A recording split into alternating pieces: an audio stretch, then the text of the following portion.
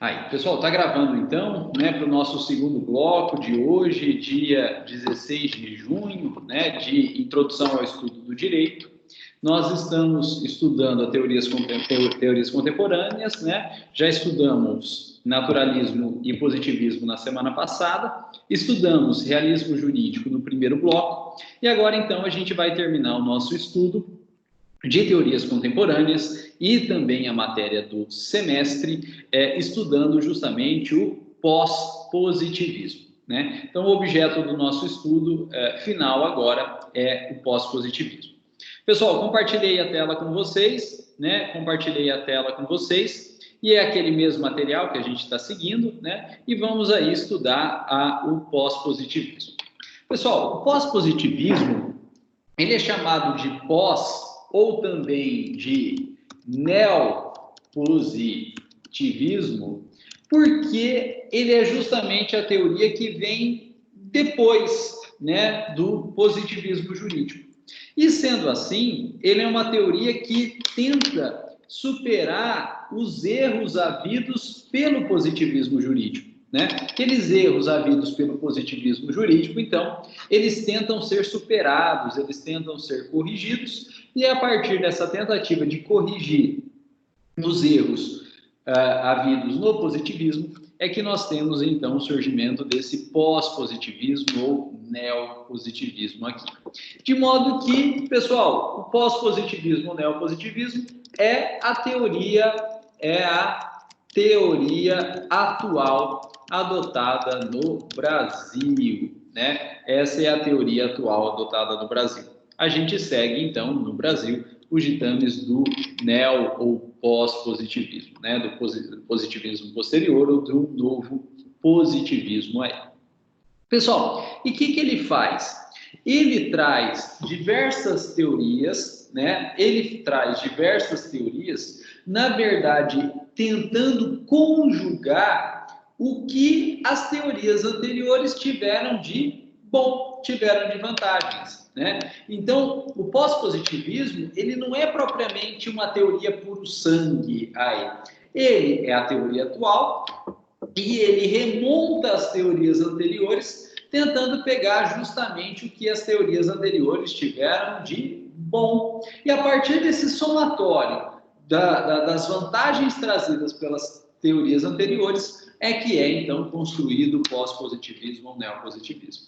Então, veja que ele não é uma teoria nova, né? Uma sacada nova, algo que saiu da cartola aí. Não. Ele é um pupurri, né? Ele é uma reunião das teorias anteriores naquilo que as teorias anteriores tiveram de bom, tentando justamente superar os problemas havidos no positivismo clássico, no positivismo puro. E assim, pessoal, a partir de agora, nós vamos falar como teoria atual de pós-positivismo ou neopositivismo, e do positivismo anterior, aquilo que ficou para trás, a gente vai chamar de positivismo clássico, né? Então, o positivismo anterior é o positivismo clássico, e o atual a gente chama de pós-positivismo ou de neopositivismo. Bom, pessoal, o que ele traz, então, de vantagens? O que ele tenta conjugar de vantagens? Olha aí, do direito natural, ele busca a justiça, né? A gente viu que o direito natural trabalha com direitos inerentes aos seres humanos e com a ideia de sempre proteção dos seres humanos, mesmo em face do Estado. E pelo direito natural, o Estado ele só tem razão de existir quando ele estiver protegendo os direitos humanos. Isso é bom. E a gente pega, então, essa ideia do direito natural e traz para dentro do direito positivo, né? Dentro do neopositivismo, dentro do pós-positivismo, que é justamente a busca da justiça, né? Da justiça em concreto, da justiça natural, da proteção dos seres humanos em face do próprio Estado. Mas não para por aí, né? Vamos sistematizar melhor. Vamos sistematizar melhor aqui. Então, vou colocar assim, ó. Do direito natural. O que ele traz do direito natural? Ele traz a justiça do direito natural, né? A busca da justiça, no caso concreto, e a proteção, então, dos seres humanos em face, né, do Estado. Aí, essa é a ideia do direito natural. Bom, mas não é só do direito natural. O que o direito do pós-positivismo ou neopositivismo busca? Do positivismo clássico, né? Traz do positivismo clássico a segurança jurídica, né? Ele traz aí do positivismo clássico a segurança jurídica. Segurança jurídica. Por quê? Porque no positivismo clássico, o direito é o que vem do Estado, é o que está nas leis, é o que vem do Estado, é o que está nas leis. E, por isso, como as leis se aplicam igualmente a todos, a ficção jurídica, mas a gente tem que partir dessa ficção jurídica, senão ninguém vive em sociedade, né? Como as leis se aplicam a todos, as decisões, né, também devem ser o quanto possível as mesmas para todos, né? Então, do positivismo clássico traz a segurança jurídica, Pessoal, mas não para por aí. Por quê? Porque também traz vantagens que a gente estudou do realismo jurídico, né? Traz vantagens aí do realismo jurídico. E quais as vantagens?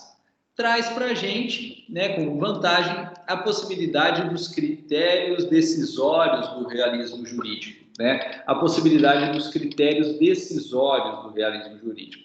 Gente, o realismo jurídico diz que o direito é que os tribunais decidem. Então, os tribunais eles têm que fazer uma análise pormenorizada, profunda, para conseguir decidir, né? E essa análise, como é uma análise caso a caso, casuística, ela trabalha com a justiça naquele caso concreto, né? E essa ideia, então, de melhor decisão possível no caso concreto, né, é trazida para a gente também a partir desse realismo jurídico aqui, né? Então, critérios decisórios do realismo jurídico. A busca de critérios de bons, né? De bons critérios decisórios nos julgamentos dos casos concretos, para que se faça efetivamente a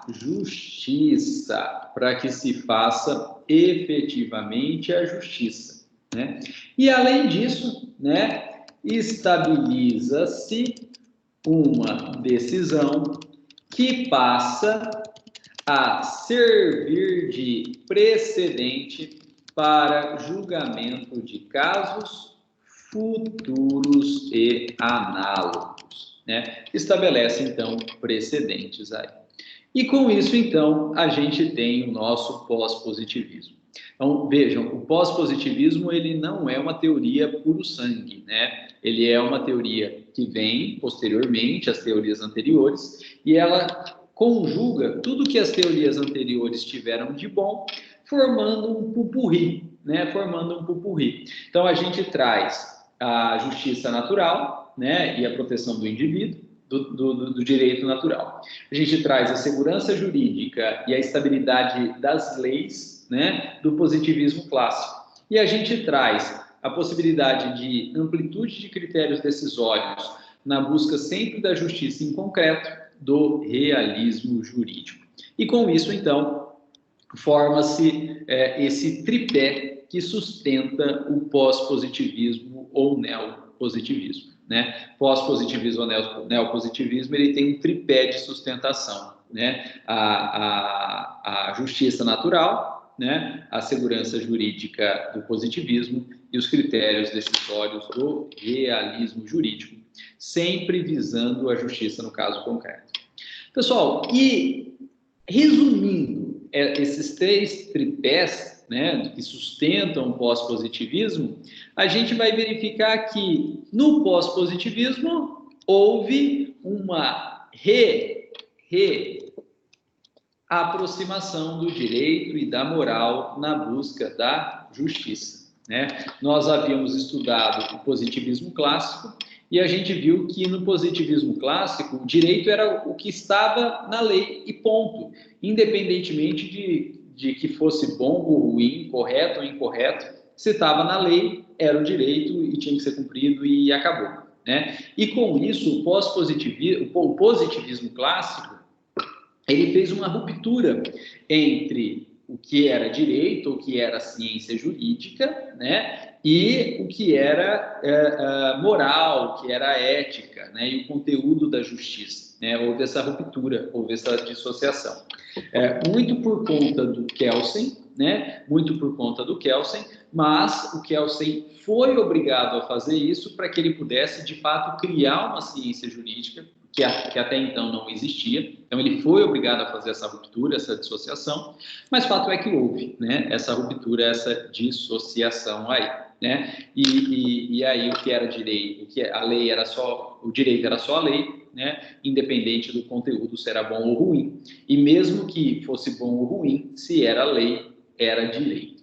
E a gente viu que essa estrutura dissociada, ela teve um checkmate no Tribunal de Nuremberg, né? Porque a defesa dos nazistas foi justamente com base no positivismo. E eles falaram, olha, a gente só estava seguindo lei. Ah, mas era ruim. Ah, eu até achava que era ruim, né? Mas pouco importa, né? A minha opinião. Eu tinha que cumprir porque era lei. Bom ou mal era lei e eu estava em estrito cumprimento do dever legal, né? E aí a gente viu que não basta ser lei, né? Não basta ser lei, precisa também ser justa. Uma lei que, ainda que seja lei, mas não justa, ou seja, injusta, ela não é lei, ela não é norma jurídica. Não dá para a gente trabalhar, então, de forma dissociada. E quem, após o Tribunal de Nuremberg, então, quando a gente enxergou de fato que não dava para trabalhar de forma dissociada,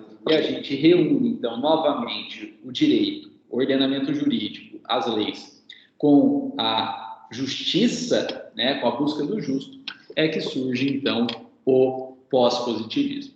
Então, vou colocar aqui, pessoal, momento histórico, né? Então, o pós-positivismo ele se caracteriza por essa reaproximação do direito e da moral, e o momento histórico, né, em que isso aconteceu, né, o momento histórico em que isso aconteceu foi o pós-Segunda Guerra. Pós-Segunda Guerra, colocar mais, né, pós-Segunda Guerra Mundial, né, com os tribunais de Nuremberg e de Tóquio, né? Então, esse é o marco histórico do surgimento aí do pós-positivismo, né? Pós-Segunda Guerra Mundial, com os tribunais de Nuremberg e Tóquio, que deram um checkmate no positivismo clássico. Falaram, não dá mais para ficar desassociado direito e moral, né? Direito e justiça. A gente precisa trabalhar com os dois juntos aí, porque uma norma jurídica só vai ser norma jurídica se a gente tiver lei, positivismo clássico. Mas, além disso, for uma lei com conteúdo justo, com conteúdo moral, com conteúdo de justiça. Aí sim, a gente tem norma jurídica propriamente dita, né? Então, para que se tenha agora norma jurídica, né, para que se tenha norma jurídica, a gente precisa da seguinte fórmula matemática, né? Norma escrita, né, ou texto normativo, né, que é a famosa lei, né, mas não basta, porque a gente precisa ainda que o conteúdo seja moral e justo. Então, com isso aqui, a gente tem a formulinha do direito pelo pós-positivismo, né? Uma norma jurídica só é norma jurídica se tiver norma escrita, se tiver texto normativo, ou seja, tiver lei. Mas o conteúdo desse texto, ele tem que ser moral e justo também, né? Se não tiver texto, não tem norma jurídica, e se ainda que tiver texto, mas esse texto seja injusto, seja imoral, não se tem norma jurídica. É necessário, então, a somatória desses dois elementos aqui para que a gente tenha, de fato, né, uma norma jurídica. Norma jurídica, então, o direito, então, é a norma escrita, é o texto normativo, é a lei, mas desde que tenha conteúdo justo. Faltou qualquer um dos dois, não é norma jurídica, não é direito, né? Não é direito. Bom, pessoal, e aí, então, né, vem as fundamentações teóricas, né? Vem as fundamentações teóricas desse pós-positivismo. E a gente brasileiro tem que ficar muito orgulhoso disso, porque uma das fundamentações teóricas básicas do pós-positivismo é de um brasileiro, né? A famosa teoria tridimensional do direito, né? Do Miguel Reale. Pessoal, Miguel Reale é um jurista brasileiro, né? Já falecido. Tive o prazer de conhecê-lo aí quando eu estava no primeiro ano de faculdade, né? Estava no primeiro ano de faculdade, teve a posse do novo diretor da faculdade e a gente não foi convidado, mas a gente foi, né, nessa posse aí. E teve um coquetel, né? E a gente entrou de picão nesse coquetel aí num determinado canto ali do museu da faculdade estava sentado um velhinho que era o professor Miguel Reale, né? E eu não lembro quem o reconheceu, não fui eu não lembro quem o reconheceu e saiu com a papá ali, né, entre os calouros que o Miguel Reale estava lá. E aí a gente foi lá e cumprimentamos o professor Miguel Reale e ele veio a falecer logo depois, né? Então eu tive o prazer de conhecê-lo. E o Miguel Reale, ele é conhecido também por ter sido o autor do Código Civil atual, né? Esse Código Civil de 2002, que vocês estão estudando com o professor Maurício, ele foi organizado, ele foi coordenado pelo professor Miguel Reale, né? Então, é um jurista de amplo aspecto, né? Famoso pelo Código Civil e também, né, famoso pela sua teoria tridimensional do direito, né? E o jurista atual, que é conhecido como Miguel Reale, é Miguel Reale Júnior, né, que fez o pedido de impeachment da Dilma, assinou o pedido de impeachment, sempre está na mídia, dando entrevista. Ele é o Miguel Reale Júnior, é filho do Miguel Reale, né? Então a gente está trabalhando aqui com o Miguel Reale pai, né, já falecido. E mundialmente conhecido por essa teoria tridimensional do direito, que é uma teoria clássica pós-positivista ou neopositivista. Por quê? Porque pela teoria tridimensional do direito, Miguel Reale divide o direito em, olha só que interessante, fato mais norma mais valor. Fato, valor e norma. Fato, norma e valor. Essa é a teoria tridimensional do direito e ela é chamada tridimensional porque ela divide o direito, né, ou ela compõe o direito a partir de três elementos básicos: o fato, a norma e o valor, né? O direito para o Miguel Reale é o conjunto do fato, da norma e do valor. O que é fato? Pessoal, o fato é a realidade fática, né? É o que está acontecendo na realidade fática, que numa terminologia de sociologia que a gente usou no começo do nosso curso, né, eu falava, né, para vocês em conflitos sociais, né? Esses são os fatos, são os conflitos sociais, né? E claro, a gente viu que o direito ele só existe porque, né, o Estado e o direito só existem porque há necessidade de solucionar os conflitos sociais, pacificando a sociedade e permitindo que se viva em sociedade. Até agora, nenhuma novidade. Depois, pessoal, o Miguel Reale, na teoria tridimensional, três aspectos, diz que o direito é o fato, mas também é a norma. O que é a norma? Aqui, pessoal, é a norma escrita, né? É a norma escrita, é o texto normativo. Aí vocês vão perguntar, professor, mas Miguel Reale considerou a norma escrita, o texto normativo?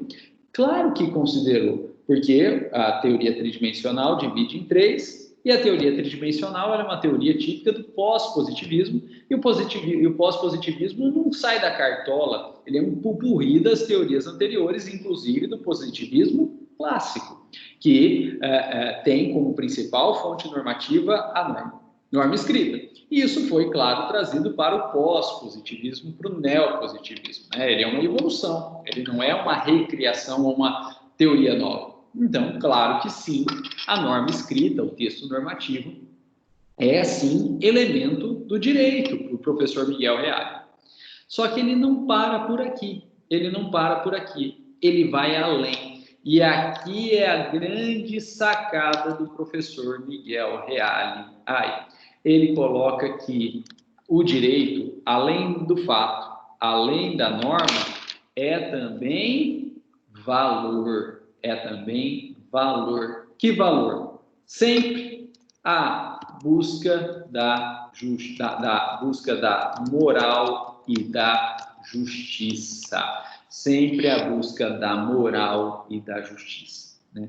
E sem a composição desses três elementos, não é direito, não é norma jurídica, né? Daí, então, teoria tridimensional do direito. O direito ele é analisado em aspectos complementares, a partir do fato, passando pela norma, mas analisando a justiça dessa norma, realizando um juízo de valor dessa norma, verificando se aquela norma de fato é boa ou ruim, correta ou incorreta, justa ou injusta, né?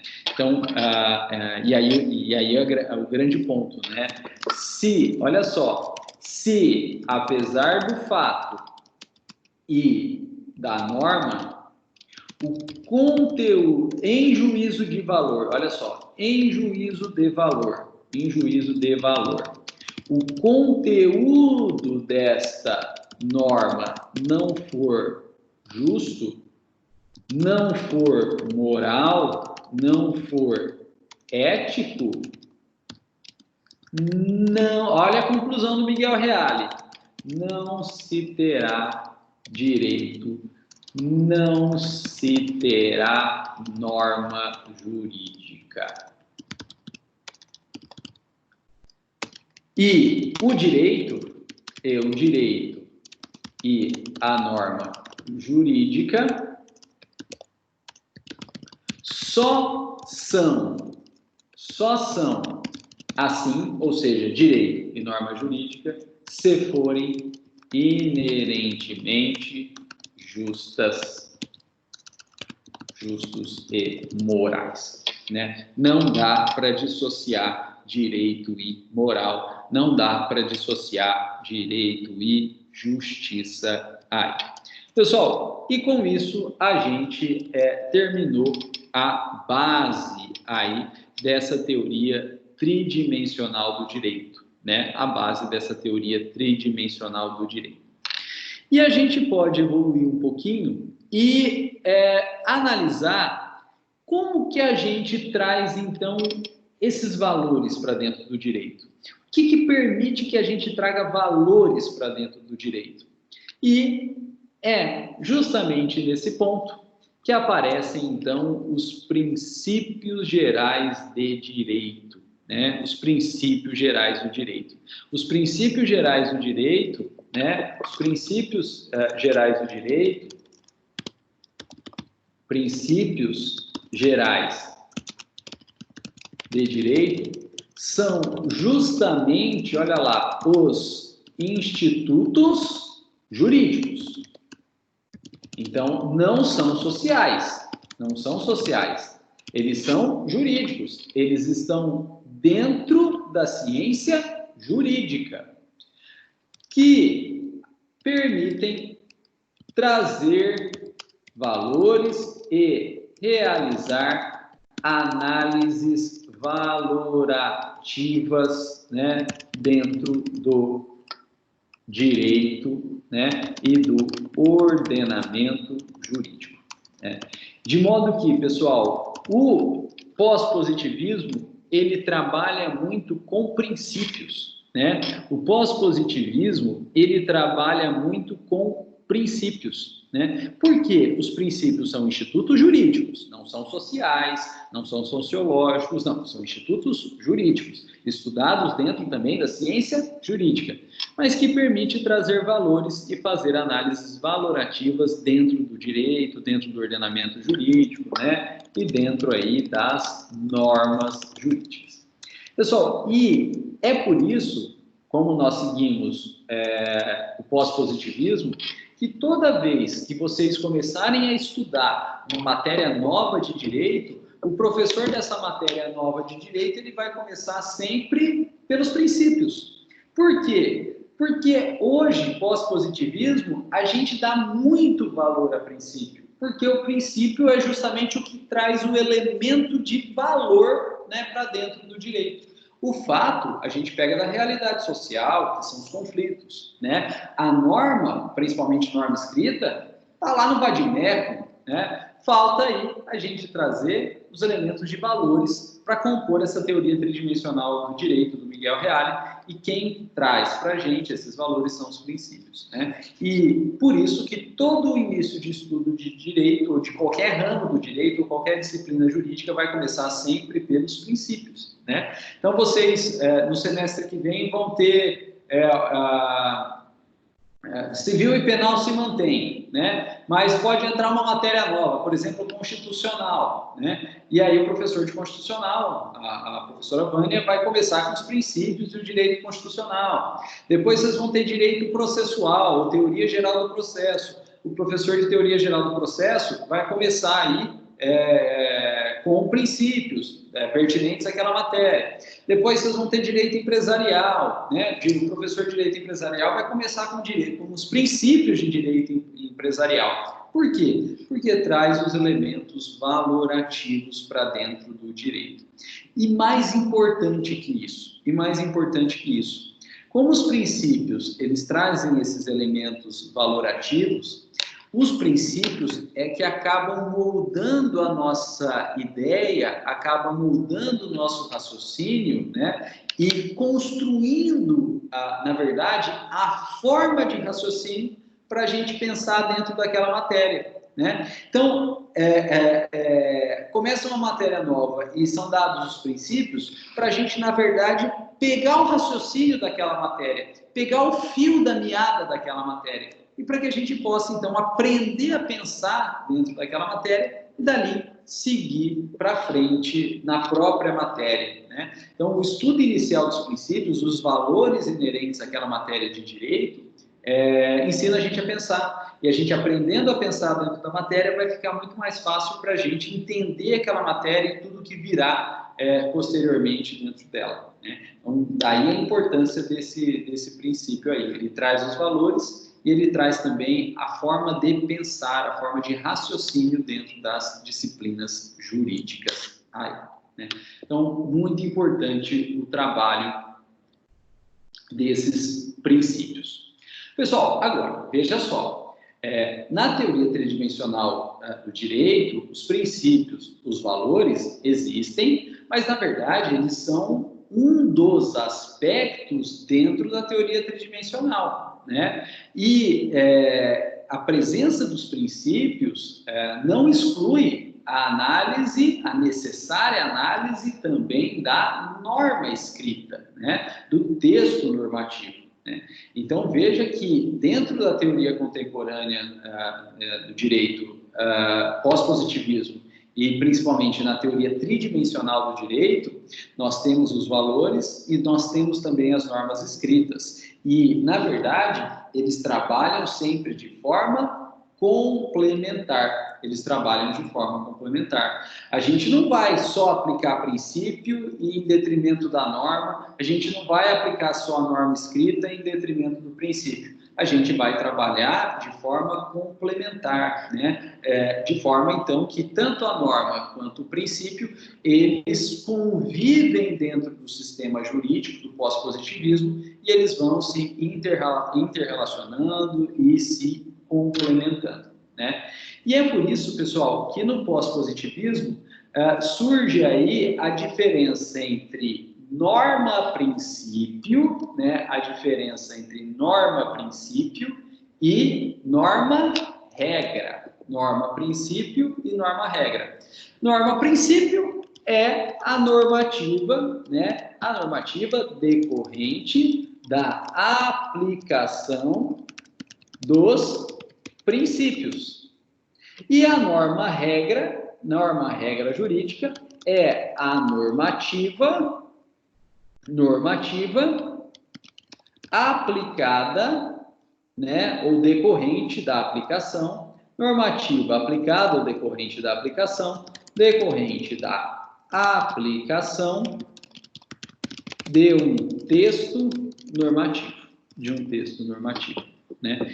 E aí vocês vão me perguntar, professor, qual que eu aplico? Os dois, porque eles convivem, eles se interrelacionam no sistema. A gente trabalha tanto com normas-princípio, né, uns princípios, e a gente também trabalha com normas-regras, né, que são as normas escritas, e elas se relacionam entre si. Inclusive, como eu disse para vocês, os princípios são importantes para a gente aprender o raciocínio daquela matéria. Então, os princípios, eles são importantes para que a gente entenda, interprete e integre as normas-regras, né? O princípio, então, as normas-princípio, eles são importantes aí, né, para que a gente também entenda, né, interprete e integre as normas-regras. Agora, pessoal, um detalhe importante, olha só, como a gente vem de uma praxe positivista, né? Como a gente vem aí de um folclore positivista, né? A gente tem a sensação de que apenas as regras, as normas-regra, né? O texto normativo que é importante, e que o princípio ou a norma-princípio ficaria em segundo plano ou teria menos importância. E não é assim, né? Veja só, Miguel Reale, né, na teoria tridimensional, fala que o direito é o fato, é a norma e o valor. E ele não faz juízo de hierarquia entre esses três elementos, de modo que esses três elementos têm a mesma importância, né, têm a mesma hierarquia, têm o mesmo valor jurídico e até, olha só, importante, tem a mesma coercitividade e obrigatoriedade, o que significa dizer que a norma-regra não é mais importante ou tem mais força do que a norma-princípio, ou que a norma-princípio seria menos importante ou teria menos força que a norma-princípio, que a norma-regra. Não, ambos estão na mesma hierarquia, né? Ambos têm a mesma importância e, inclusive, ambos têm a mesma coercitividade, né? Ambos têm a mesma coercitividade, ou seja, é tanto obrigatório seguir uma norma-regra quanto seguir uma norma-princípio. Professor, mas a norma-princípio traz juízo de valor. Sim, mas mesmo assim é obrigatório, porque a ideia é buscar o justo, e o justo é obrigatório. Se não for justo, não é regra, não é norma jurídica, não é direito. Então, claro que a busca do justo e o justo é também obrigatório, né? De modo que tanto a norma-princípio como a norma-regra, ambas têm a mesma hierarquia, ambas têm a mesma importância, ambas têm a mesma coercitividade, ambos têm a mesma obrigatoriedade, ambas valem igual, né? Ambas têm o mesmo valor, né? E, inclusive, um valor imperativo, coercitivo, obrigatório aí, né? E a gente, então, trabalha com essas duas tipos de normas, né? As normas-princípio, que são juízos de valor, coercitivos, obrigatórios, e as normas-regra, que são textos normativos, norma escrita, que, claro, como toda norma escrita, aí é natural para a nossa cabeça moldada no positivismo, tem obrigatoriedade, tem coercitividade também aí, né?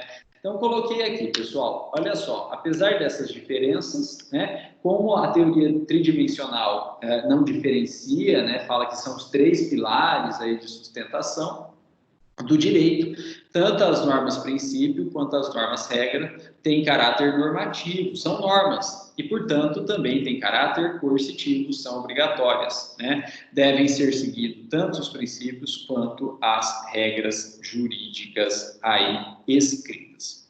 Bom, só que existem algumas diferenças quanto à aplicação, né? Existem algumas diferenças quanto à aplicação, né? Então, para melhor sistematizar, vou colocar aqui, ó. No entanto, né, existem diferenças quanto à aplicação das normas regra, texto, e das normas princípio, que são os valores. Não tem diferença de hierarquia, não tem diferença de coercitividade, mas tem diferença quanto à aplicação das normas regras e das normas princípio. E a gente precisa justamente estudar essas diferenças aí de aplicação entre uma e outra, né? Entre uma e outra. Pessoal, eu coloquei aqui essas diferenças. Olha lá. Pessoal, nas normas regra, né, nas normas regra jurídicas, que são o texto normativo, né, a gente fala que o operador do direito, né, o aplicador do direito, ele vai fazer uma análise de caráter deontológico, né? Então, quando se aplica uma regra jurídica, se faz uma análise de caráter deontológico, né? O que é caráter deontológico? Deontológico é o que se refere à norma escrita, né? O significado da palavra deontológico significa análise da norma escrita. E o que a gente analisa nesse caráter deontológico aqui, pessoal? Apenas os dois primeiros degraus, né? Apenas os dois primeiros degraus. Existência, validade, né? E no máximo aí, eficácia da norma, né? Então, vou colocar aqui, ó, dois primeiros degraus. Né? A gente chega aqui nessa análise deontológica nos dois primeiros degraus. A gente vai verificar a existência da norma, ou seja, se ela foi criada pelo Estado ou não. Se ela não foi criada pelo Estado, está fora, nem aplica aquela norma, porque ela não é norma, ela não foi criada pelo Estado. Agora, se ela foi criada pelo Estado, a gente sobe o degrau e vai analisar o degrau da validade. E vai verificar, então, se essa norma foi criada pelo Estado, mas foi criada de forma correta, seguindo os ditames normativos. Se não foi, a gente fala que ela é inválida e nem é norma, nem aplica. Agora, se ela foi criada pelo Estado e seguindo os ditames corretos, está de acordo com as normas superiores, a gente fala que ela é válida. Então, ela é existente e ela é válida e, muito provavelmente, ela detém também eficácia, que é essa possibilidade de ser aplicada no caso concreto, que é essa possibilidade de gerar efeitos. E essa é a análise deontológica. A análise deontológica é a análise da existência e da validade de uma norma. Se ela foi criada pelo Estado e se, sendo criada pelo Estado, ela está de acordo com o próprio ordenamento jurídico, ela está de acordo com as normas superiores, né? Então, fiquem espertos com esse termo aqui, análise deontológica. É a análise da norma enquanto norma escrita e, eventualmente, inserida dentro de um ordenamento jurídico. Essa é a ideia de deontológico.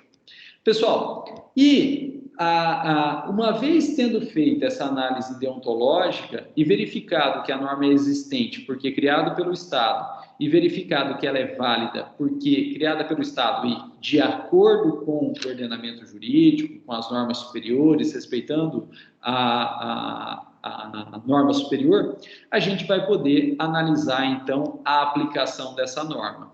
Agora, veja que a norma escrita, né, ela não tem muito meio termo, porque está escrito.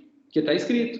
Então, a análise deontológica e superada a análise deontológica permite que a gente faça análise de aplicação. E funciona 880, né? Funciona 880 aqui, ou mais que 880, funciona 0 ou 100%, né? 0 ou 100%. Ou a gente aplica a norma e gera-se todos os efeitos previstos naquela norma, ou a gente não aplica aquela norma e não tem efeito nenhum, não tem meio termo, né? Por quê? Porque se os operadores do direito, se os magistrados, eles pudessem ficar compondo norma, eles não seriam magistrados, eles não estariam no poder judiciário, eles seriam, na verdade, legisladores. Né? Eles seriam legisladores, eles estariam então invadindo a seara do poder legislativo, eles estariam gerando conflito entre poderes, e isso não pode acontecer, né? Então, o magistrado, ou ele aplica ou ele não aplica, ele não pode pegar um trecho de uma norma escrita, somar com um trecho de outra norma escrita e juntar tudo e criar uma terceira norma escrita a partir da composição de normas escritas anteriores. Porque se ele estivesse fazendo isso, ele não seria magistrado, ele não seria membro do Poder Judiciário, ele seria legislador, ele estaria invadindo, então, a seara do Poder Legislativo e violando, então, a separação de poderes. Então, o aplicador do direito, diante de uma norma escrita, ou ele aplica ou não aplica, mas ele não pode alterar, não pode compor norma escrita aí, né? Não tem meio termo aqui. Ou ele aplica ou não aplica.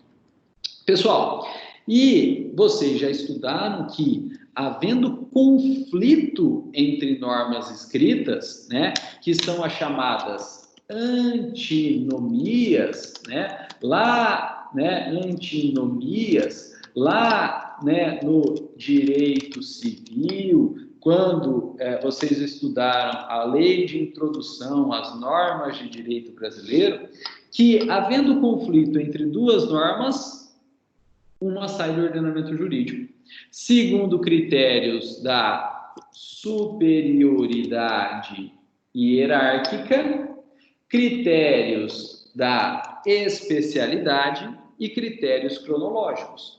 No critério da superioridade, a gente mantém no sistema a norma superior e exclui e revoga a norma inferior. No sistema da especialidade, a gente mantém no sistema a norma especial e exclui a norma geral. E no sistema cronológico, né, no critério cronológico, a gente mantém no sistema a norma posterior e revoga a norma anterior. A norma posterior revoga a norma anterior, né? Mas veja que, qualquer que seja o critério, né, em caso de conflito de norma escrita, né, qualquer que seja o critério usado para a solução dessa antinomia, da superioridade hierárquica, da especialidade ou cronológico, uma das normas cai fora. Né? Não dá para conviver no sistema duas normas escritas incompatíveis, né? O sistema ele é complexo, mas ele não pode ser louco a esse ponto de permitir que se mantenha no sistema duas normas escritas completamente diferentes ou até conflitantes. Isso recebe o nome de antinomia e vocês já viram que uma vai cair fora, né? A inferior cai fora, a geral cai fora e a anterior cai fora. E aí é mantida apenas uma norma no sistema para manter justamente a coesão e a lógica dentro daquele sistema.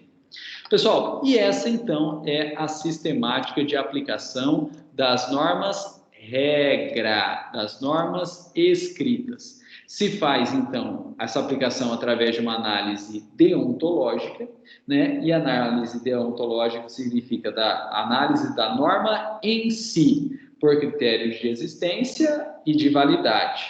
Depois, superada essa análise deontológica e chegando à conclusão que a norma existe, a gente faz, então, uma análise da aplicação dessa norma, e essa aplicação, ela é sim ou não. Ou aplica, sim, e aí aplica 100%. Ou não, não aplica, e aí não aplica nada. Não tem meio termo, não tem como o aplicador, né, o operador do direito, o magistrado, compor pedaço de norma aí, porque senão ele não seria operador do direito, ele não seria magistrado, ele não seria poder judiciário, ele seria, na verdade, poder legislativo, ele estaria invadindo a seara do poder legislativo.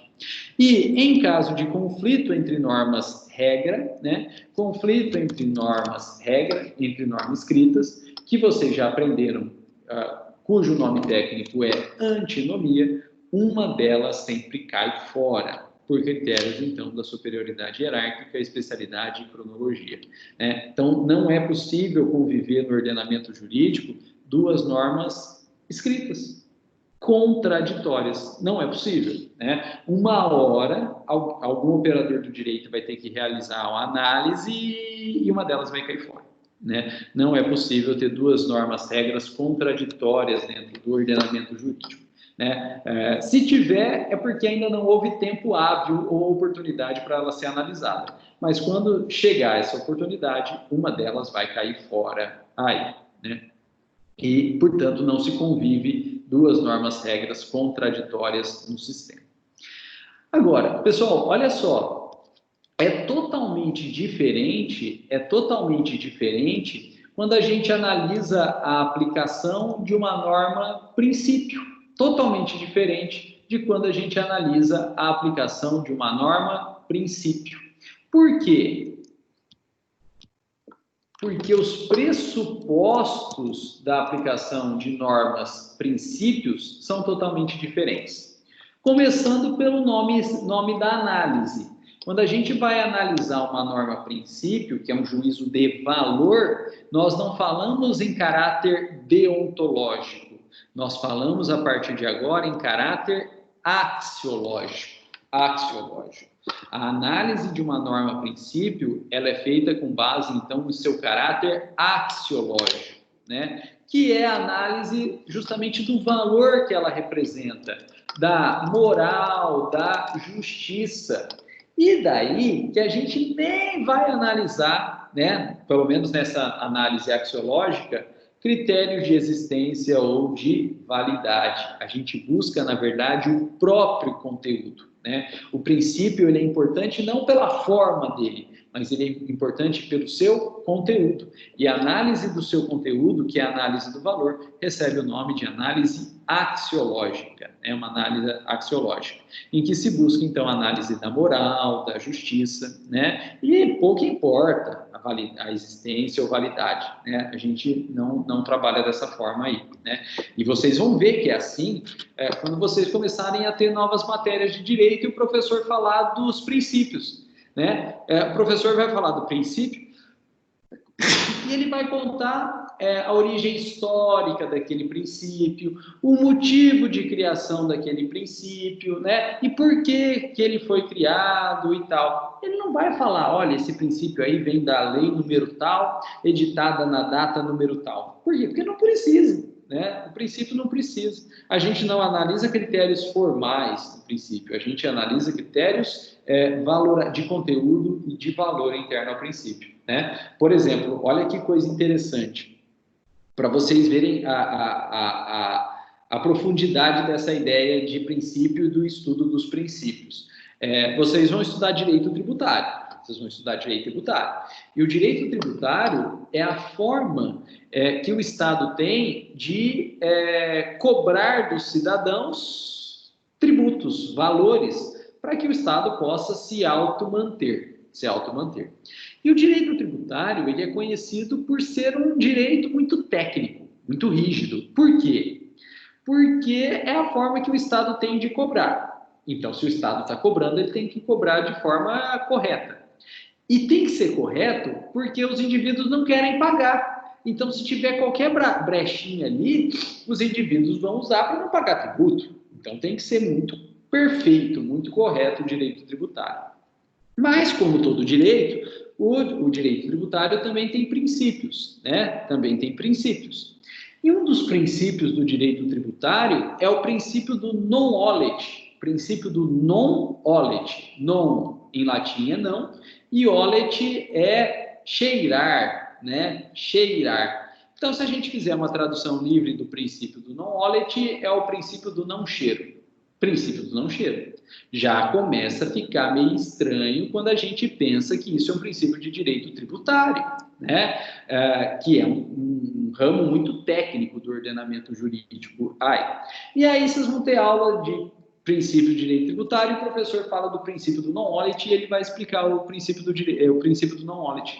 Ele não vai citar um texto normativo. Por quê? Porque não tem. E por que não tem? Porque não precisa. Porque o princípio não é analisado pelos seus aspectos formais. O princípio é analisado pelos seus aspectos de conteúdo, né? Seus aspectos materiais, seus aspectos de conteúdo. E aí o professor vai falar o seguinte, olha, existia um imperador romano chamado Vespasiano, e esse imperador romano precisava de dinheiro para manter o próprio Estado. Direito tributário. Direito tributário. Já ligou na cabeça aí direito tributário. E ele, então, resolveu criar um tributo, né, na verdade, uma taxa, pelo uso das latrinas públicas. Então, todo mundo que fosse usar as latrinas públicas na Roma, no período desse imperador Vespasiano, tinha que pagar uma taxa ao Estado. Claro, para a manutenção dessas latrinas públicas, mas também como uma forma de arrecadação ao Estado, para que o Estado, então, pudesse se manter. E aí, então, como ninguém quer pagar tributo, a sociedade começou a criticar o imperador Vespasiano, né? Dizendo que, a latrina é fedida, a latrina tem cheiro, e ainda assim o Estado vai me cobrar e eu vou ter que pagar tributo? Aí o Vespasiano respondeu para a população, tributo non olet, tributo não tem cheiro, tributo não tem cheiro, né? E por isso, então, ficou conhecido como princípio do non olet, princípio do non olet.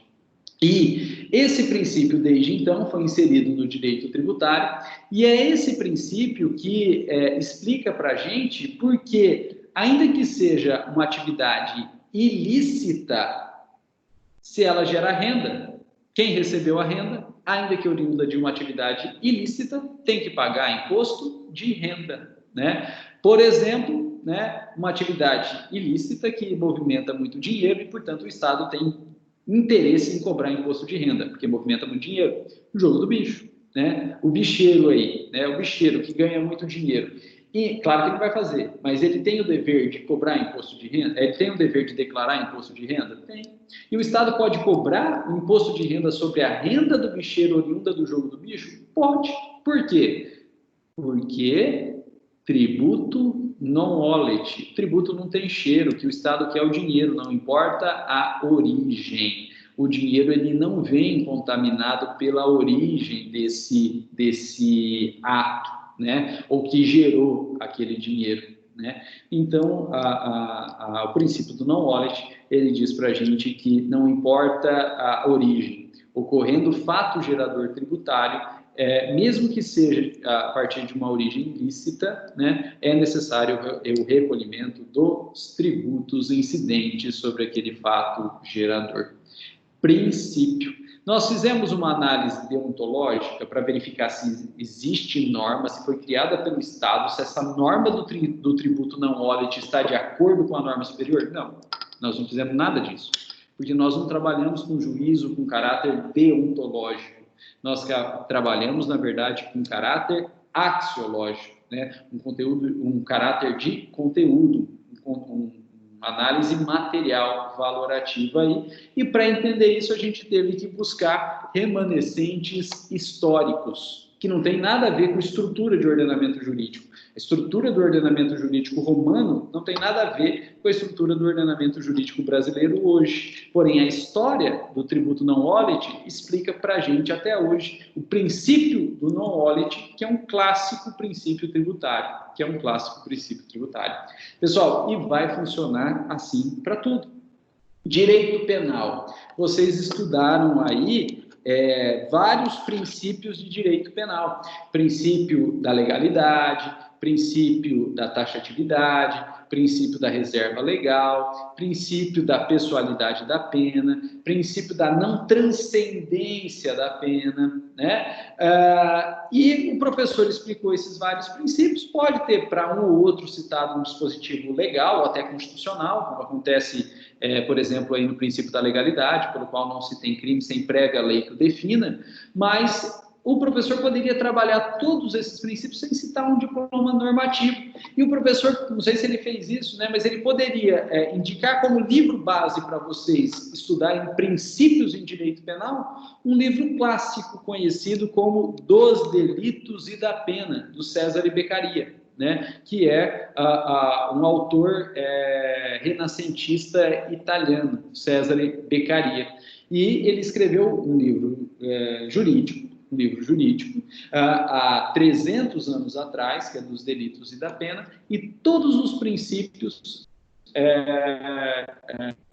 do direito penal, ainda hoje, né, do direito penal garantista ainda hoje, estão nesse livro dos delitos e da pena do Cesare Beccaria, escrito há 300 anos atrás na Itália, que tem aplicação total para o direito brasileiro atual, outro país 300 anos depois. E por quê? Porque o princípio ele não é analisado segundo caráter formal, deontológico de ordenamento jurídico. O princípio ele é estudado em seu caráter axiológico, em seu conteúdo valorativo aí. E isso, pessoal, é atemporal. Isso é atemporal. Não importa o lugar, não importa o tempo, né? Porque a gente estuda conteúdo, muito importante. E é por isso, pessoal, que várias vezes nas nossas aulas presenciais vinha sempre a pergunta: professor, fala do direito brasileiro, fala do processo brasileiro. Vocês vão ter 5 anos para falar. Vocês vão ter 5 anos para falar do direito brasileiro. E a matéria Introdução ao Estudo do Direito não é introdução ao estudo do direito brasileiro, é introdução ao estudo do direito, das ciências jurídicas. E essa é a matéria justamente, e por isso colocada no primeiro ano, para permitir que a gente abra a nossa cachola, né? Que a gente abra o nosso raciocínio, para que a gente entenda o direito como ciência, né? E claro, importante para a gente é o direito brasileiro, mas a gente tem 5 anos para estudar, né? E se a gente não abrir a nossa cachola, se a gente não aprender o raciocínio jurídico, a gente não vai aprender direito, a gente vai decorar direito ao longo desses 5 anos. E esse não é o objetivo, esse não é o objetivo, né?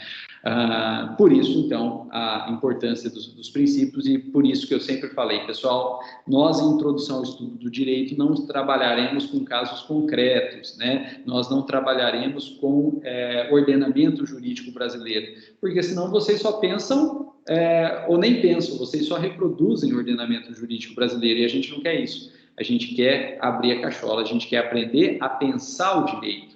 E por isso que a matéria Introdução ao Estudo do Direito é uma matéria bastante abstrata, né? Que a gente lança aí conceitos, pensar formas adotadas pelo direito brasileiro? Claro que sim, né? Mas também várias outras formas em direito comparado, né? Várias outras formas em direito comparado. Então, é muito importante conseguir ter esse raciocínio jurídico aí.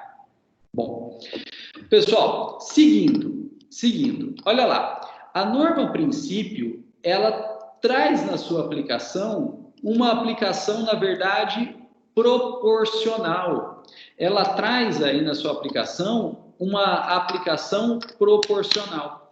Enquanto que as normas regras eram 0 ou 100%, né? 0 ou 100%, as normas princípio não. Ela permite uma aplicação parcial, ela permite uma aplicação proporcional. Por quê? A norma princípio ela é valor e ela permite então juízo de valor, ela permite interpretação e, claro, por que não, até com um certo subjetivismo, né? Até com um certo subjetivismo. Então, ao aplicar um princípio, a gente consegue modular também aquela aplicação. Pode ser que a gente aplique 100%, ou pode ser que a gente dê uma aplicação um pouco mais branda, uma certa proporcionalidade aí, visando, na verdade, a obtenção da justiça no caso concreto, né? Visando sempre a obtenção da justiça no caso concreto. Pessoal, e é por isso que quando a gente estudou o direito natural, eu falei para vocês que não existe direito, né? Não existe princípio ou valor absoluto. Absoluto. Não existe direito, não existe princípio, não existe valor absoluto. Por quê? Porque o direito, como tem princípio, como tem valor, ele tem que ser analisado no caso concreto, né? Ele tem que ser buscado a melhor solução no caso concreto. Então, ele permite, então, uma aplicação, o princípio, o valor permite uma aplicação proporcional. Pessoal, lembra que eu falei para vocês da vida, do direito à vida, do valor proteção à vida? Eu disse para vocês que, como é óbvio, todo mundo inserido dentro da sociedade já ouviu essa discussão, que nem mesmo a vida tem valor absoluto, porque tem gente que entende que não se pode tirar a vida de jeito nenhum. E essa pessoa, então, ela é contra ao suicídio assistido, mesmo em casos terminais, ela é contra o aborto. E tem outras pessoas que, ao contrário, né, garantem a vida, sim, mas garantem a vida cotejada com ideias de dignidade, de modo que só se tem vida, de fato, se for uma vida digna.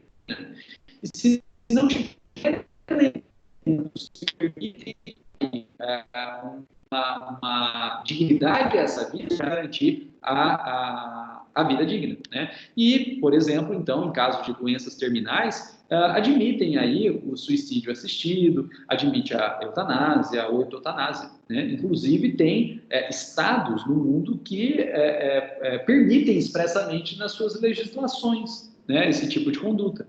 Pertinho da gente aqui, o Uruguai, a Áustria, né, Suécia, né, trabalham dessa forma aí, né?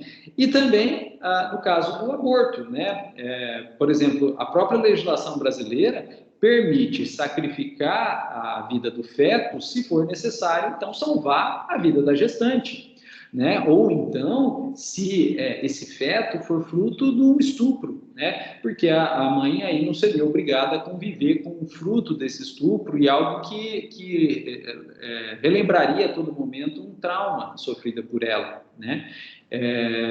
E também, né, o STF permitiu o aborto legal no caso do feto anencefálico, né? Não tendo o encéfalo, que é a parte superior do córtex cerebral, né, que é o córtex cerebral, não tendo a parte superior do encéfalo, que é o córtex cerebral, não haveria aí condições de raciocínio e de um prolongamento de vida ou vida prolongada, né?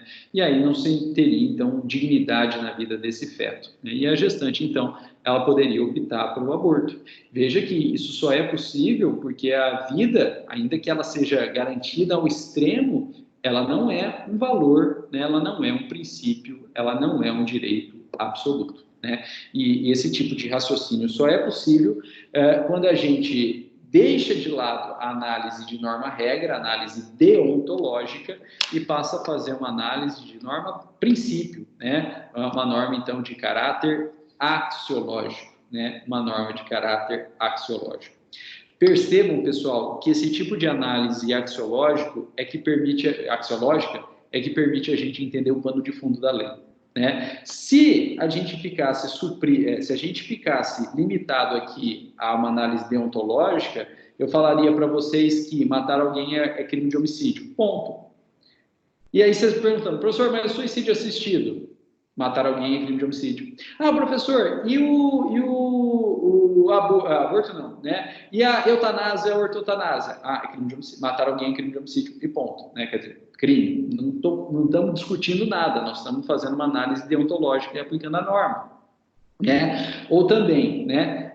Se a gente fosse se limitar à análise deontológica, eu chegaria aqui e falaria para vocês, aborto é crime, né? E poderia adiantar um pouquinho mais e falava, exceto no caso dos artigos, dos itens do artigo 128, que permite o aborto legal em caso de risco à gestante e estupro. Ponto. Professor, mas e se ela tiver... e se o feto não for viável? aborto é crime e ponto. E não está nenhuma das hipóteses do artigo 128, então é crime e ponto. Isso é análise deontológica da norma, né?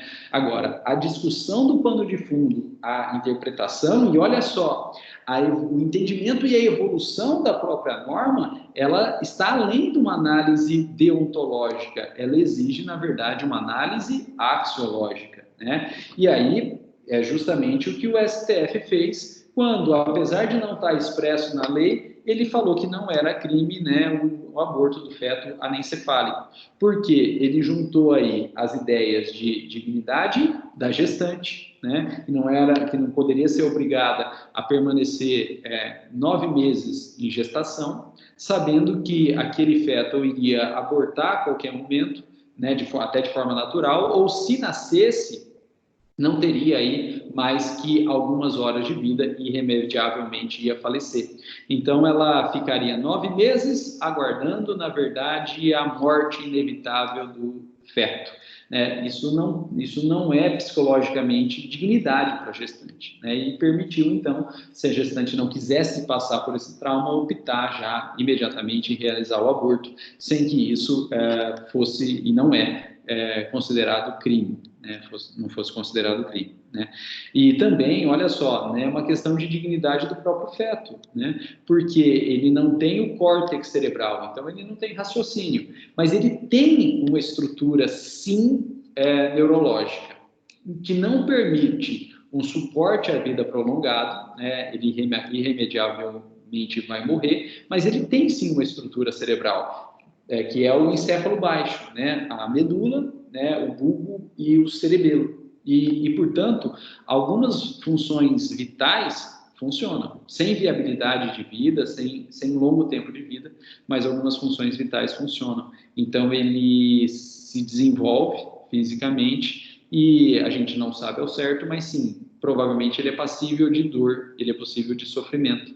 E quanto mais tempo demorar para fazer o aborto ou não fazer o aborto, mais desenvolvido ele vai estar, e aí ele vindo a nascer, ele vai ter, né, todo esse sofrimento do nascimento e ele vai morrer, provavelmente por parada cardiorrespiratória, né, de modo a falecer por asfixia. Né, e a morte por asfixia é uma morte muito ruim, né, uma morte muito sofrida para a pessoa. Né? E vocês vão estudar isso aí em medicina forense. Né? Existe um ramo dentro da medicina forense chamado tanatologia, e a tanatologia é justamente o estudo da morte, das causas de morte e também dos fenômenos pós-mortem, né? Que é o fenômeno da putrefação, né? Ou até os fenômenos da conservação cadavérica, né? Existem casos que o cadáver não entra em putrefação, ele é conservado, uma saponificação, com uma mumificação, né? E tudo isso é estudado dentro da medicina forense. Né? Então, por esses critérios, que não são critérios deontológicos, que estão fora da norma, né? São critérios axiológicos, são critérios de valor, o STF chegou à conclusão que sim, era possível, então, promover legalmente, né, um aborto do feto anencefálico. E também está sendo discutido no STF, mas em razão de todo o contexto histórico que a gente vive, né, e todas essas crises, né, não é uma só, são várias, institucionais que a gente vive, o STF acabou mudando o foco e parou, mas existe uma ação que analisa se é possível, então, seguindo esse mesmo raciocínio e essa ideia axiológica, permitir o aborto legal de fetos até 3 meses de gestação, até o terceiro mês de gestação, poderia ser feito o aborto. Por quê? Porque até 3 meses de gestação o encéfalo, né, o sistema nervoso ainda não está plenamente formado. Então entende-se, não tem prova disso, nem vai ter, provavelmente, mas entende-se que aquele feto ainda não tem consciência, né? E se não tem consciência, ainda não tem sofrimento. Então, poderia ser feito, em tese, esse aborto até o terceiro mês. Mas isso o STF ainda não decidiu e está suspenso esse julgamento, dado todo o momento histórico que a gente vive aqui. Bom, pessoal, e para a gente finalizar essa ideia da aplicação das normas princípio, olha só, Como a norma-princípio ela tem uma aplicação proporcional, né, e diante do caso concreto, é possível que se tenha conflito entre princípios? É possível que se tenha conflito entre princípios. Mas como a aplicação desses princípios é proporcional, não existe princípio absoluto, o conflito entre normas e princípios não gera a revogação do outro princípio. O que significa dizer que um determinado princípio pode até não ser aplicado num determinado caso. Mas o fato dele não ser aplicado em determinado caso não significa que ele estaria revogado, né? Não é possível um princípio revogar outro princípio, porque são valores que vêm da própria sociedade. E não tem como um valor simplesmente passar por cima do outro ou sobrepujar o outro, né? De modo que os princípios eles convivem sempre. E eles podem ser aplicados em graus diferentes, né, com proporcionalidade diferente em casos diferentes. E o fato de, eventualmente, um princípio não ter sido aplicado num determinado caso, não quer dizer que ele tenha sido revogado, não quer dizer que ele tenha deixado de existir. Ele permanece no sistema e poderá ser aplicado em vários outros casos sem problema nenhum. Veja que não foi o fato do STF ter dito que aborto de feto anencefálico é lícito que o aborto deixou de ser crime, ou que não existe mais proteção de vida intrauterina, ou até que o STF vai ser obrigado também a falar que é possível o aborto até 3 meses. Ele pode falar, como ele falou, que o aborto de feto anencefálico é lícito, e ele pode falar, mas não falou ainda, nem sei se vai falar, que o aborto do feto até 3 meses é ilícito, é crime. Pode falar? Pode. Tem conflito? Não tem conflito, porque a base não é uma norma escrita, a base é um princípio, a base é um valor, né? Sem problema nenhum. Então, é possível falar que aborto do feto anencefálico é lícito, não é crime. E é possível falar que o aborto de feto até 3 meses é ilícito, é crime, sem problema nenhum. Né? E o raciocínio, o pano de fundo é o mesmo valor, proteção da vida, dignidade da gestante e sofrimento ou não do feto, suposto sofrimento ou não do feto. Né? E isso não tem incompatibilidade nenhuma no sistema, porque é feito com análise principiológica, né? Análise valorativa. Né? E a palavrinha técnica aí é ponderação. É feito com ponderação, e eu vou completar. Ponderação casuística. Uma ponderação casuística. Tá? Bom, pessoal, e com isso, então, a gente viu todas as diferenças entre a aplicação das normas regras, né? Vocês já tinham estudado, principalmente na Lei de Introdução ao Direito Brasileiro, e também as suas diferenças com a aplicação das normas princípio, que a gente já tinha comentado um pouquinho, né? E a gente sistematizou um pouquinho mais agora. Bom, pessoal, e qual que é a grande finalidade por trás, então, desses princípios?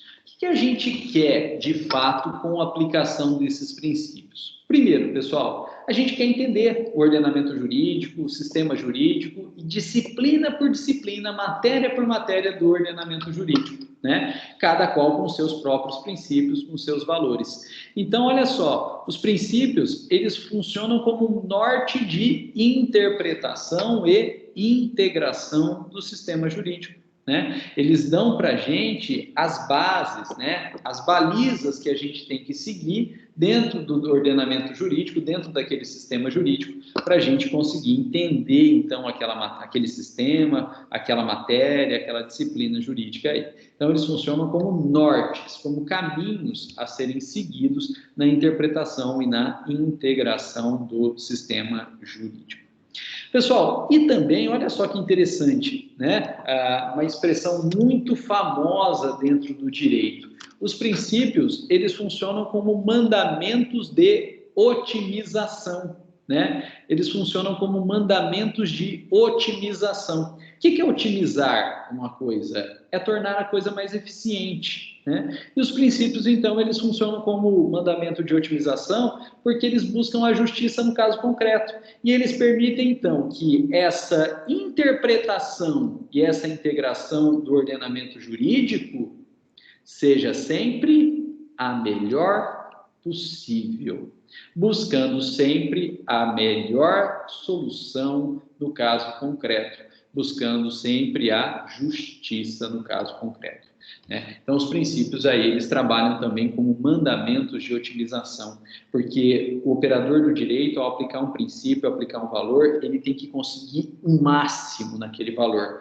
E dentre as N interpretações possíveis, ou N integrações possíveis, ele deve escolher aquela mais eficiente, que melhor protege aquele valor, né, aquele bem jurídico por trás da própria norma, da interpretação, da integração. Por isso, então, que eles são mandamentos de otimização. Eles fazem com que o operador do direito busque o seu melhor, né? A aplicação boa de um princípio é a aplicação mais eficiente possível daquele princípio, daquele valor, né? Então, manda a gente buscar sempre o nosso melhor, né? Pessoal, e veja aí, é o caso do aborto, né? É o caso do aborto, né? O STF, ao permitir o aborto do feto anencefálico, ele tinha a opção de proibir, né, e fazer a mãe sofrer desnecessariamente, porque o feto irremediavelmente ia morrer. Ou ele tinha a opção, então, de sacrificar a vida daquele feto? Sim, mas não era uma vida viável.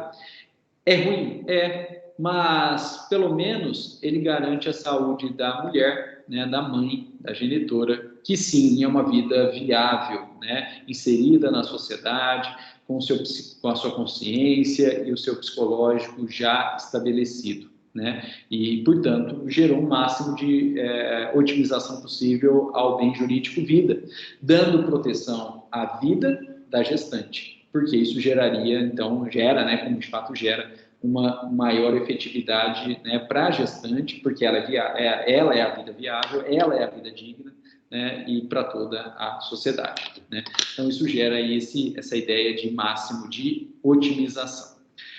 Pessoal, e também, por exemplo, a questão do casamento homoafetivo, né? Se a gente pegar o texto da Constituição e do Código Civil, está escrito lá que casamento é a união entre homem e mulher. E se a gente fizer uma análise meramente deontológica, homem é sexo masculino, mulher é sexo feminino, então casamento precisa necessariamente, para existir, de diversidade de sexo, né, ou diversidade de gênero. Isso é incompatível com a nossa sociedade atual, né? Isso é incompatível com a sociedade atual. E aí o STF veio e fez um raciocínio não mais deontológico, né?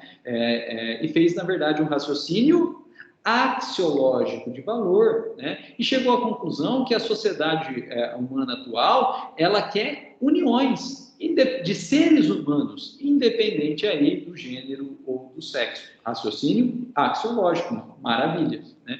Então a gente tem que abrir a caixa de Pandora, né? A caixa de Pandora não, abrir a cachola. A gente tem que abrir a cachola e conseguir verificar os panos de fundo, né? Ter raciocínio abstrato. É para isso que serve a matéria Introdução ao Estudo do Direito, né? Conseguir sair um pouquinho da rigidez das normas jurídicas aí, né? E buscar, então, um raciocínio de valorativo mesmo da sociedade, de máximo de efetividade. Pessoal, eu trouxe aqui algumas espécies de princípios gerais de direito, né?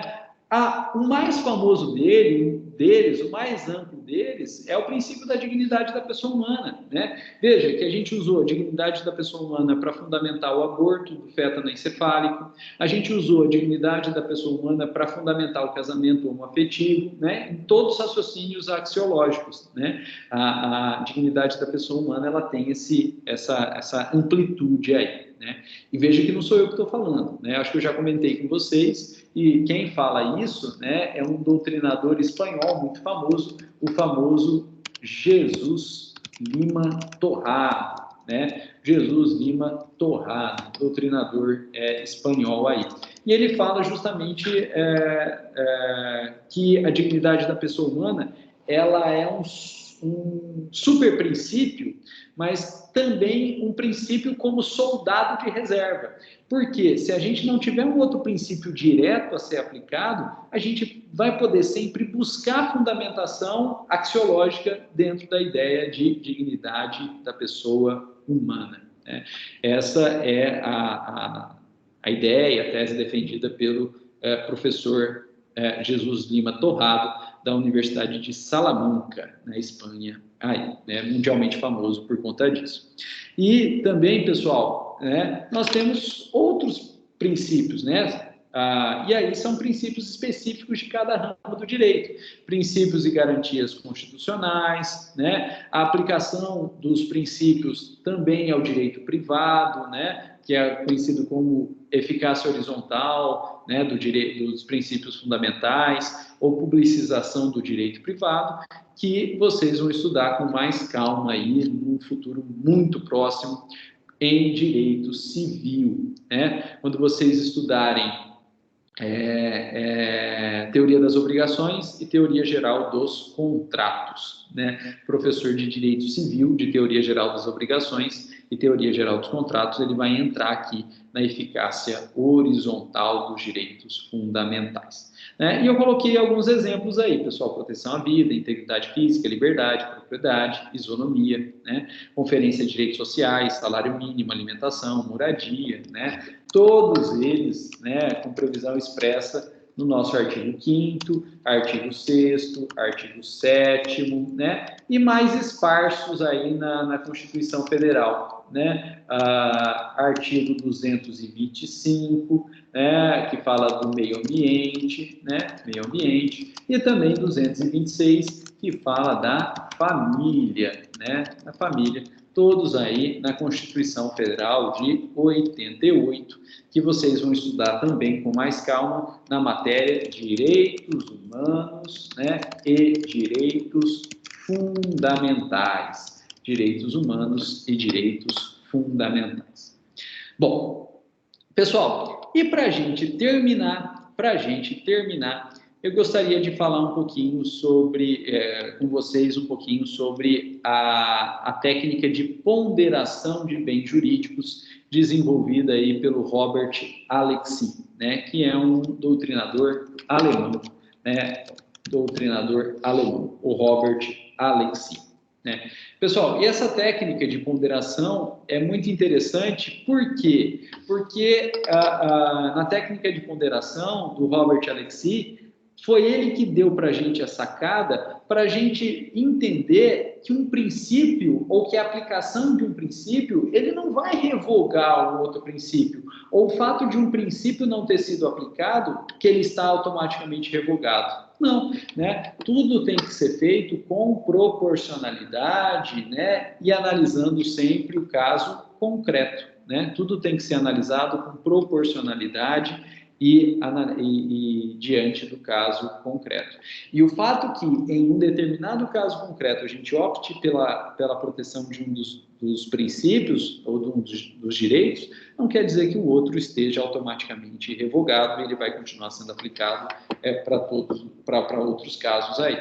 Veja só, pessoal, no caso do crime de aborto, né, a gente tinha dois direitos, dois princípios, dois valores em jogo, que era, né, a proteção da vida do feto e, em contrapartida, a proteção da vida digna da gestante, né? E o Poder Judiciário, o STF, teve que optar em um dos dois. Não tinha como ele proteger os dois, né? Porque se ele protegesse a vida do feto, portanto, por todo o período da gestação, ele estaria retirando, eventualmente, a dignidade da vida da gestante. E se ele, então, protegesse exclusivamente a dignidade da vida da gestante, ele permitiria, em tese, o aborto para todos os casos. E claro que isso não era possível, né? E nem aceitável dentro da sociedade que a gente vive. Então, o STF teve que ponderar. Então, o que ele fez? Ele permitiu o aborto por feto anencefálico, porque não tinha dignidade, não tinha viabilidade de vida e não tinha, em tese, sofrimento. E em homenagem, né, em homenagem à gestante, à vida da gestante e à dignidade da gestante, né? E proibiu, por enquanto, o aborto para todos os demais casos, né, que não risco de vida gestante, oriunda de gravidez oriunda de estupro e feto anencefálico. Por quê? Porque nesses demais casos não se justificaria de modo algum tirar a vida do feto, né? Ah, mas a gestante não quer. Existem métodos contraceptivos, né? Ah, mas não usou. Infelizmente, né, não se justifica para fins da dignidade da gestante, ainda que a mulher tenha todo o controle, todo o poder sobre o seu corpo, retirar a vida do feto, né? Dignidade da gestante, poder da mulher sobre o corpo é um bem jurídico, é um valor? Mas de alçada inferior em relação à vida viável do feto. Então, ele fez uma ponderação de bens. Vida inviável, preponderou dignidade da gestante. Vida do feto viável, preponderou vida do feto em detrimento da dignidade da gestante. Essa ideia de ponderação de princípios, de valores, ela foi criada, né? Ela veio para a gente, ela chegou para a gente através desse alemão aqui, o Robert Alexy. É muito famoso, mundialmente famoso aí, né? Eu tenho um livrinho dele, se alguém quiser, né, fica à disposição aí, né, muito denso, mas é muito bom. É pequeno, mas é muito denso, né? E a qualidade do livro, né, mostra, justifica por que ele é mundialmente famoso. Pessoal, um outro exemplo que eu queria trabalhar com vocês, em que a gente necessariamente tem que trabalhar com essa técnica de ponderação de princípios, de valores, e que a escolha por um ou pelo outro não exclui os demais, é justamente essa questão do infanticídio indígena, né? A questão do infanticídio indígena. Claro que isso é muito mais raro, mas ainda em tese é possível de acontecer em tribos indígenas mais distantes aí do mundo ocidental, né, mais isolada culturalmente em relação ao mundo ocidental. Na origem, né, as tribos indígenas, elas, quando nascia uma criança indígena com alguma deficiência ou mental ou física, eles optavam em realizar imediatamente um infanticídio, né, a morte dessa criança. E essa criança, então, em razão dessas deficiências, ela era morta e normalmente por soterramento, né? Eles enterravam viva essa criança aí, né? E por que eles faziam isso? Porque antigamente, né, as comunidades indígenas viviam da coleta e a pessoa tinha que conseguir coletar, né, frutas ou caçar para, né, a partir do seu esforço, se alimentar, porque a sociedade, a comunidade, ela não tinha condições, né, não tinha agricultura, não tinha pecuária, de ter um grande volume de alimentos para sustentar toda a coletividade. E se aquela criança indígena, ela possuía alguma deficiência, ela era portadora de alguma deficiência física ou mental, ela não teria condições de autossustento. E ela, então, acabaria onerando aquela determinada comunidade que deveria sustentar aquela criança e sem condições de fazê-lo, porque a comunidade, né, e a vida da comunidade dependia do trabalho efetivo de todos. Então, eles justificavam aí, né, dessa forma e praticavam o infanticídio indígena. Agora, pessoal, isso era nos primórdios, né? E a sociedade evoluiu, né? E claro, né, o desenvolvimento tecnológico da sociedade ocidentalizada, com o meio de produção agropecuário, né, e até industrial, também chegou às comunidades indígenas. De modo que, hoje, a sociedade ocidentalizada tem estrutura de alimento, educacional, médica, para atender os portadores de necessidades especiais, né? Sem problema algum, sem risco algum para a coletividade ou para a manutenção da própria coletividade, né? Nós temos um superávit aí de produção em todos os aspectos, então é claramente possível aí, né, o suprimento dessas necessidades especiais. E por isso, então, que o infanticídio indígena, ele ficou isolado, né? Ele ficou isolado. Mas, eventualmente, é possível que uma tribo pratique esse infanticídio indígena. E, eventualmente, é possível que a notícia desse infanticídio indígena chegue até as autoridades públicas. E as autoridades públicas, então, vão investigar e vão apurar que, de fato, ocorreu um infanticídio indígena. É incontroverso. Ocorreu um infanticídio indígena. Agora, a pergunta é, essas autoridades públicas, né, essas autoridades públicas do mundo ocidentalizado, do direito, então, né, do Estado e do direito brasileiro, vão poder processar, julgar e condenar aquele índio ou aquela tribo indígena que praticou um infanticídio indígena? E aí, então, a gente vai ter que fazer uma ponderação de princípios, uma ponderação de valores. Por quê? Porque o infanticídio indígena era praticado há muito tempo. Então, isso faz parte da própria cultura indígena. E se vem um mundo ocidentalizado, processa, julga e condena aqueles índios, na verdade, você não está condenando o índio em si, você está condenando a própria cultura indígena. E você tem, então, uma cultura se sobrepondo sobre outra cultura. É justo isso? Bom, agora, pessoal, em contrapartida, se permitir que uma comunidade indígena hoje pratique infanticídio indígena, os motivos históricos de criação desse infanticídio indígena não se justificam mais dentro de uma sociedade ocidentalizada com superávit de recurso. Quer dizer, não é um peso para a comunidade, pelo contrário, né? É um ganho em diversidade para a comunidade. E houve, sem justificativa, a violação, então, de o maior dos bens jurídicos protegidos, que é o bem jurídico vida. E aí, então, a autoridade pública, ela está, né, nessa faca de dois gumes, porque se ela condena os índios, ela está condenando, na verdade, a cultura indígena, e ela está impondo a cultura ocidental sobre a cultura indígena, né? E aniquilando essa cultura indígena, acabando com um bem jurídico também de extremo valor, que é a autodeterminação dos povos, né? Acabando aí com o multiculturalismo, que é essencial para a pluralidade dentro da sociedade que a gente vive, né?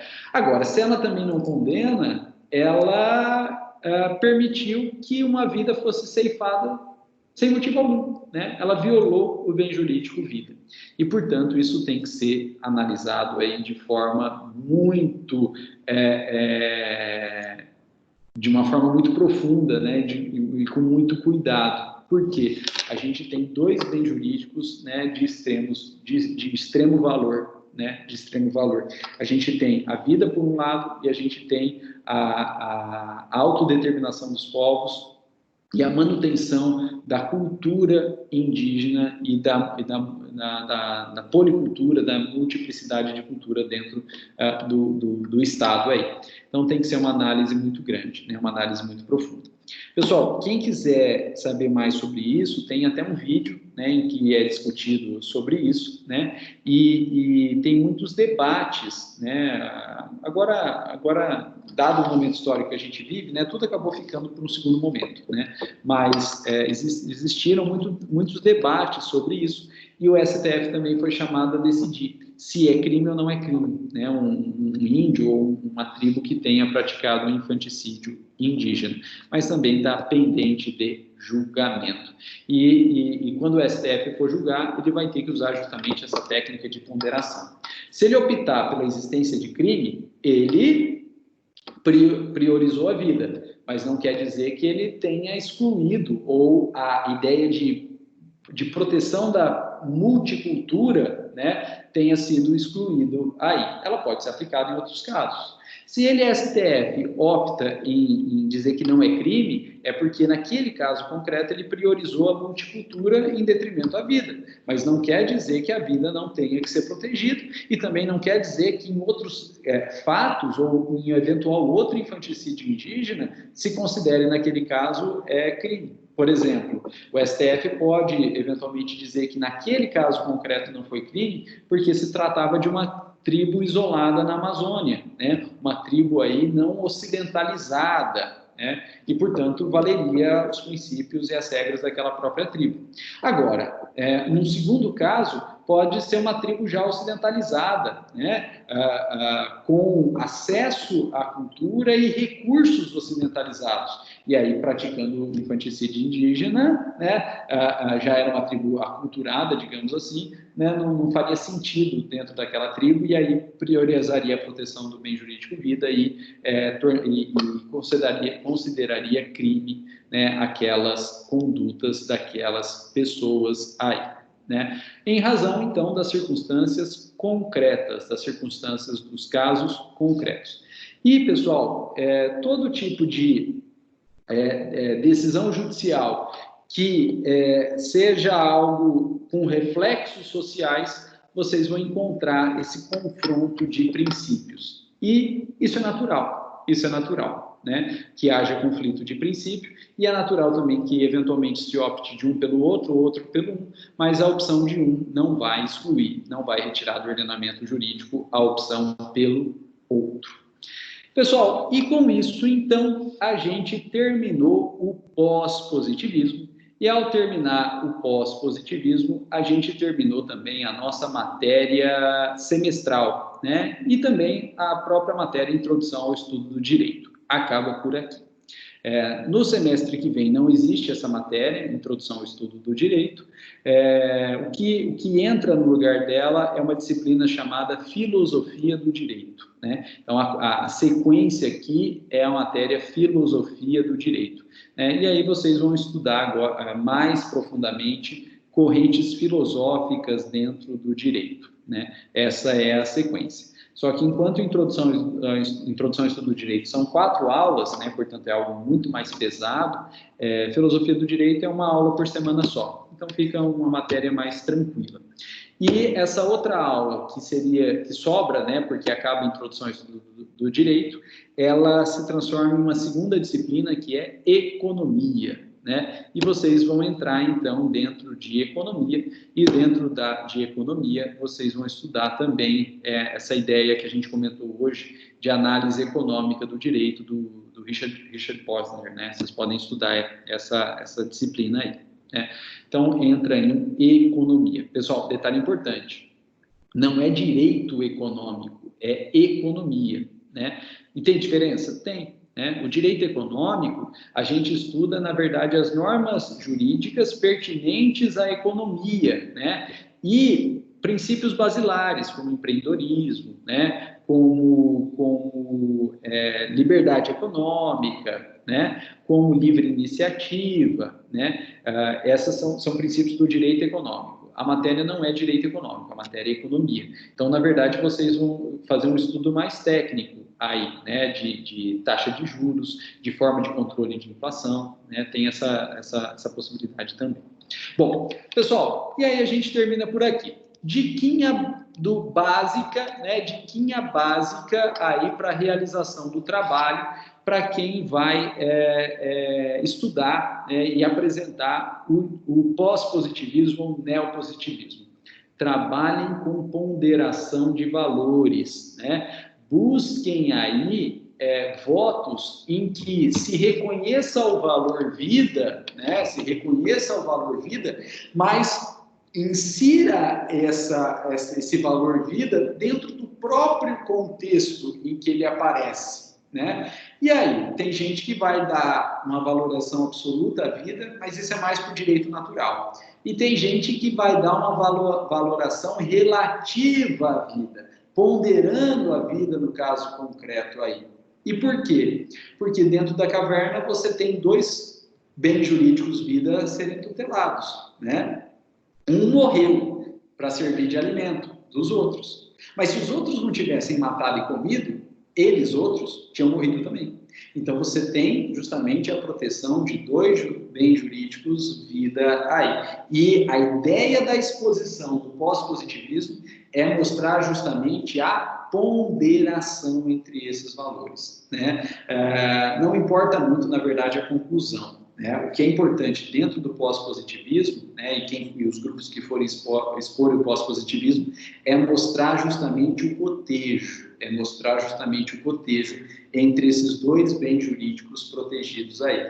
Vida do que morreu para servir de alimento e vida do que mataram, mas comeram e permaneceram vivos justamente por terem acesso a esse alimento aí. Né? Então, o importante do pós-positivismo, cotejo dos bens jurídicos, ponderação entre os bens jurídicos. Não me importa muito a conclusão é de vocês. O que me importa é os argumentos que vocês vão usar para conseguir chegar a essa conclusão. E nesses argumentos tem que ficar claro que vocês cotejaram os dois direitos, os dois princípios, os dois valores envolvidos dentro daquele caso concreto.